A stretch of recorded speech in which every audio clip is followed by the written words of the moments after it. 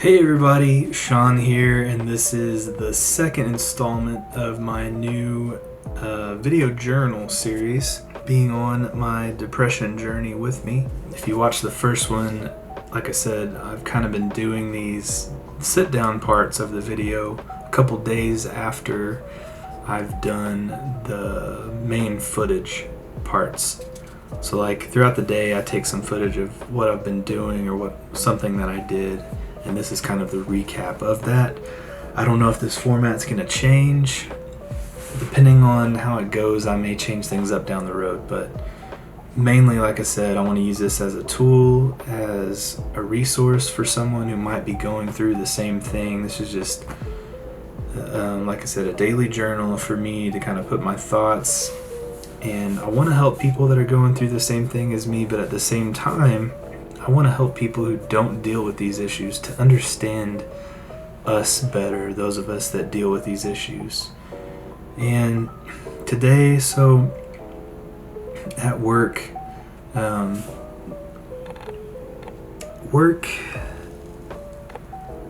it's hard to put into words what, like, I guess you'd call it a 9 to 5, but really I work like 7 to 4.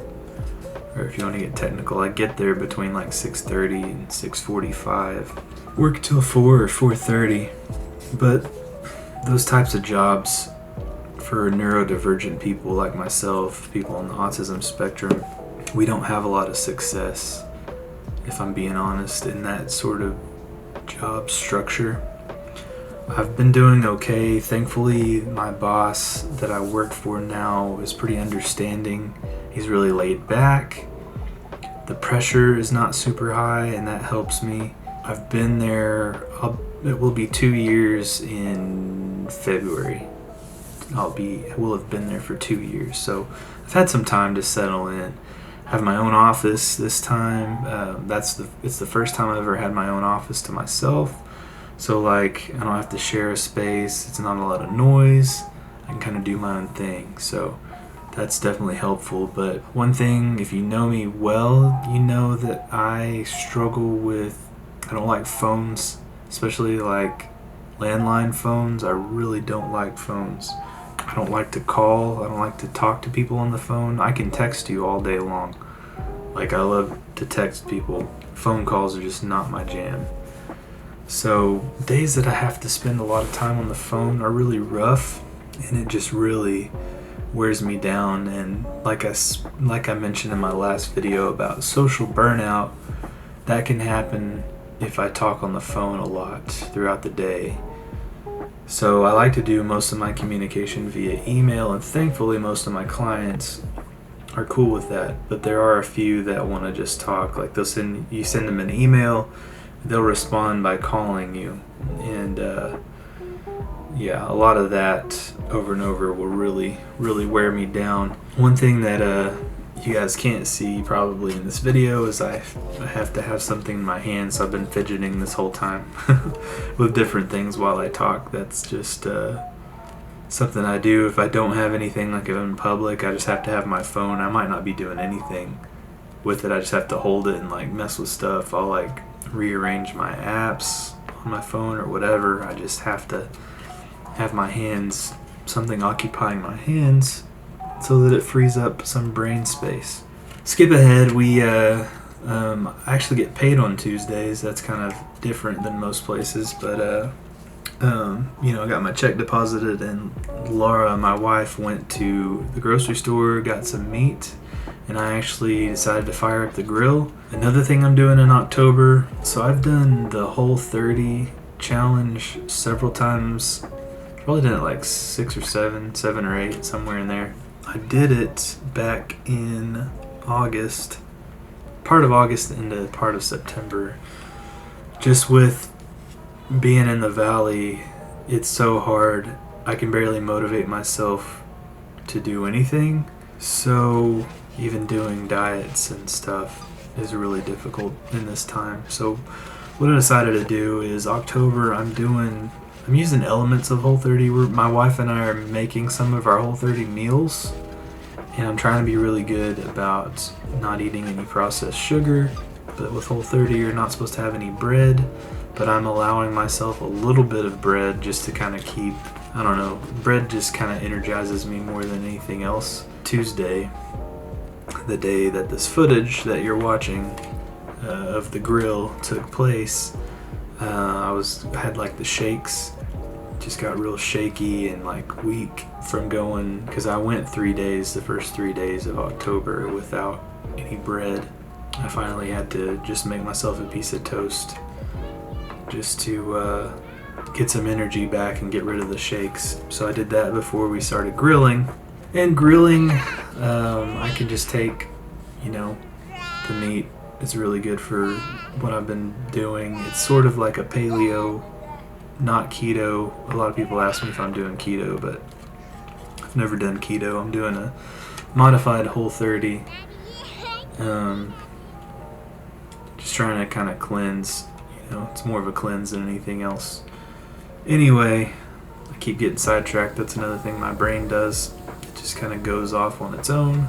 Anyway, we decided to grill, and I've only got a few more weeks left before grilling weather kind of goes out the window. So I like to grill. It's one of those things you can get some satisfaction, like instant gratification out of. You can see the progress pretty quickly. So I like doing stuff like that. Thing that you should know about us neurodivergents is we like to do things that are easy checklist tasks. For instance, that's why a lot of us are attracted to video games and gaming. It's because you can do quests, missions, checkpoints, whatever, and there's a visible reward for your actions, I guess. For what you're doing, you can see an immediate reward. Achieve things, accomplish things pretty quickly. That's what kind of draws me to video games, is I like to do that and see those things, the rewards for my efforts. But yeah, last few times we've just done grilled chicken and burger patties. This time we decided to do some steaks. The steaks turned out pretty good. I hadn't done them in a while, so I wasn't sure. And if any of you are grillers out there, those 3 types of meats all have different cook times. So I had to kind of feel like where the heat is concentrated, and position the different types of meat on the grill so that they would mostly cook and be done around the same time. But it's not an exact science, at least not for me. I've done it enough times to do it by feel. But I haven't had any of the chicken yet. I had some of the burger patties for lunch today. After cooking, like I said, keep in mind the video of the grill was taken yesterday. And so I took some of the burger patties for lunch today. They were really good. Still nice and juicy after microwaving them. Yeah, work was a little bit tough just because I had to spend so much time on the phone. And I just dealt with a lot of burnout when I got home. So something like grilling really kind of evened me out. And it helped kind of regulate for a while. And then after that, I don't have any footage of this yet. I'd like to try and get some footage.